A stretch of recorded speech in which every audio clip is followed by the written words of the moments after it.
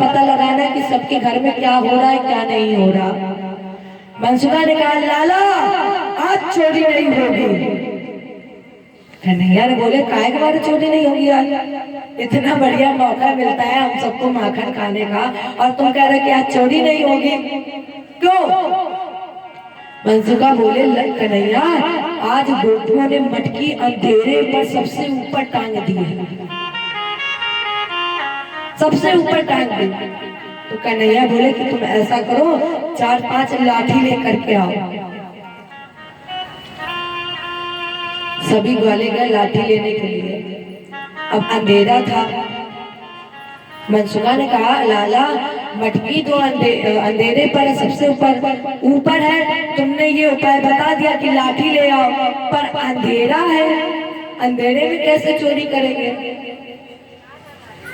तो लाला ने बोला कि तुम लोग चलो अभी हम आ रहे हैं। लाला गए एकदम बिल्कुल रोते हुआ मुंह बना के मैया यशोदा जी के पास। मैया यशोदा ने पूछा लाला क्या हो गया है, क्यों रो रहे हो, इतना उदास क्यों हो? क्या किसी गोपी ने कुछ कह दिया है या किसी ग्वाले ने कुछ कहा है? बताओ, अभी इसकी खैर नहीं है। लाला ने दोनों हाथों की मुट्ठी बनाई, रोने लगे, आंख मसल ली। कहा मैया ये बताओ क्या मैं गरीब हूँ,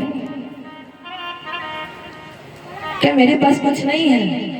मैया बोली अरे लाला ये तुमसे किसने बोल दिया कि तुम गरीब हो? लाला बोले मैया अगर मैं गरीब नहीं हूँ तो मेरे गले में कुछ पड़ा क्यों नहीं है, मैं गले में कुछ पहने क्यों नहीं है? तो मैया ने कहा अच्छा लाला तुम बताओ तुम क्या चाहते हो?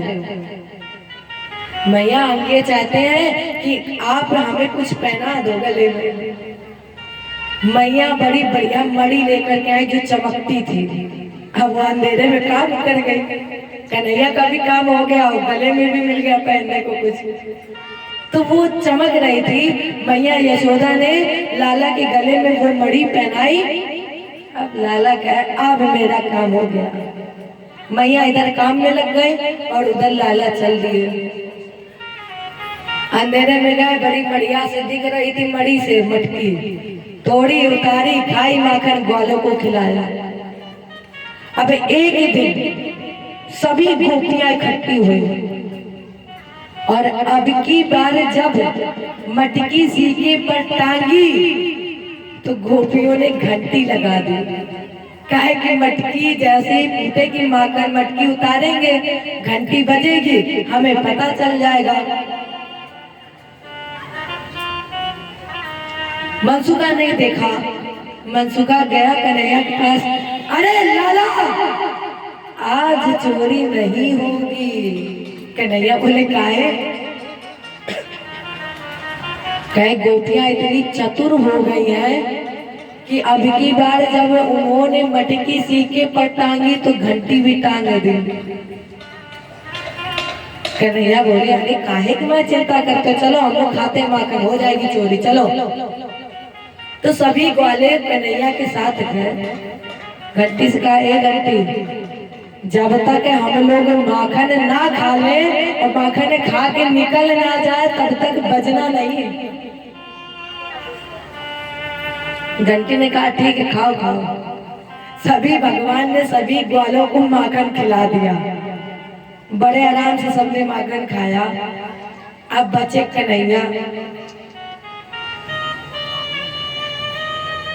और कन्हैया ने जैसे ही उस मटकी से माखन निकाला और मुंह में लगाया, घंटी अपने आप बजने लगी।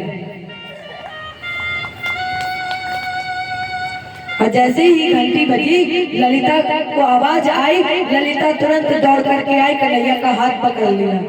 और जब तक कन्हैया का हाथ पकड़ा जितने ग्वाले थे सब भाग गए, सब निकल गए। अब बेचारे फंस गए कन्हैया। अरे लाला बहुत तेरी मैया कहती थी ना कि मेरे लाला को चोरी करने की क्या जरूरत है, आज आए हो पकड़ में, चलो तुम्हारी मैया से शिकायत करें। बड़ी अकड़ के बोलती थी कि मेरा लाला को चोरी करने की क्या जरूरत है। कन्हैया ने कहा, अरे ललिता गोपी, 1 मिनट रुक जाओ, अभी हम चलेंगे, हमें 1 मिनट घंटी से बात कर लेने दो।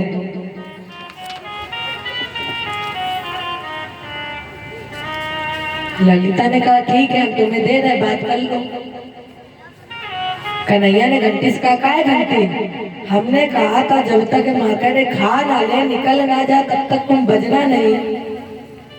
इतना ही नहीं, जब सभी ग्वालों ने माखड़े खा लिया तब तुम नहीं बजी, और हमने जैसे ही खाया तुम बज गई। हमने मना किया था बजने को, और हम बजना था तो हमारे में ही बजना था। घंटी ने कहा, लाला जब कोई व्यक्ति भोजन करता है तो घंटी कभी बजाई नहीं जाती है। जब सब व्यक्ति भोजन करते हैं तब घंटी नहीं बजाई जाती, लेकिन जब हमारे प्रभु को भोग लगाया जाता है तो एक हाथ से भोग लगाया जाता है और दूसरे हाथ से घंटी बजाई जाती है। तो हमने सोचा कि आपने भोग लगाया, पंडित जी घंटी बजाना भूल गए, तो हम आप बज जाए, हमारा काम तो बजना ही है, तो हमने आप ही बज जाए, इसलिए हम बजे। क्योंकि भगवान मंदिर में जब भगवान को भोग लगाते तो एक हाथ से भोग, एक हाथ से घंटी, तो भूल गए पंडित जी, तो हमने कहा हम बज जाए। ललिता बोली, काय कन्हैया हो गई बात? लाला बोले हो गई। और अच्छा गोपी आज छोड़ दो, आगे से चोरी नहीं करेंगे। ललिता बोली, आज तो पकड़ में आए हो, और जब पकड़ में आ गए तो हम कैसे छोड़ दे? काहे कि जब मैया के पास हम उलैना लेकर जाते थे तो मैया तुम्हारी बड़ी अकड़ में बोलती थी कि मेरे लाला को चोरी करने की क्या जरूरत है, आ जाओ पकड़ में, हम नहीं छोड़ेंगे। गोपी कन्हैया बोले, गोपी कहो तो नाच करके दिखा दे।